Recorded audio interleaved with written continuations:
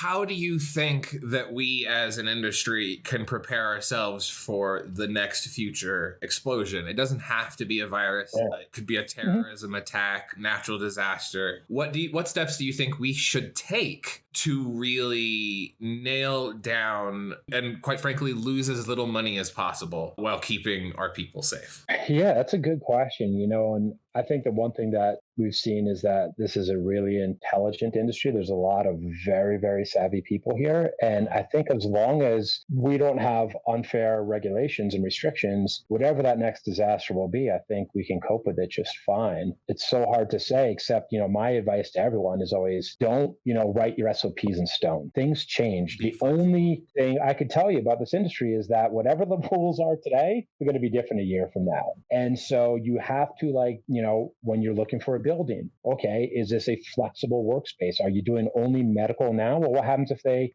have recreational come in 2 years? You're going to have to separate your inventory like they've done in Colorado. You're going to have 2 different entrances. Is it all going to be one thing? We don't know that. So don't build anything that's not flexible. And I think that most people in this industry get that. So as long as people continue to just be innovative and be flexible, what they're doing, they're going to be fine as long as we're not hamstrung by the government. And I find that of all businesses I've ever interacted with, really what it comes down to is that the cannabis industry is the most flexible place I've ever. My bosses adapt with new technology. They adapt with new standards and procedures. They're always looking for the way to be the most flexible company they can be. And I think that one of the big reasons you saw the malls and shopping plazas and big box stores of the 80s and 90s and new millennium really collapse on themselves was an inability to adapt and be flexible. That's a really good point. And I think a lot of the older generation in this industry didn't grow up with cannabis being legal. Mm-hmm. So you kind of have that natural hustle, kind of being able to be flexible. A lot of us sold illegally.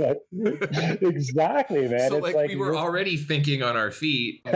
You think on your feet to do what you need to do. And I think that translates. The DNA of this industry. I agree. Have you guys are a technology company and software company at your core, but have any employees expressed concerns over essential businesses staying open? Yeah, well, I mean, it'd be hard to shut down. I mean, we're a software company, everyone's working from home, so there's no need to shut down as long as the industry continues to operate. Now, if they shut down all the dispensaries, then there's a problem, obviously. But no one's really expressed too much concern about it. Obviously, a lot of sympathy for, the restaurants and the bars that we all frequent, people who are still working at Safeway and King Soopers and the doctors and nurses. I think we all talk about that quite a bit. But, again, getting back to my other point where we all recognize, I think, how fortunate we are, not only to have customers who are still open, but we're a very well-capitalized company, so we can weather this storm probably a lot better than other people can. So there hasn't been too much anxiety that people have been sharing that I'm aware of at all. Well, I like to hear that. I like to hear that people are feeling positive about working, because I think that's really important. And as I mentioned earlier, it sounds like you guys have a really amazing corporate culture.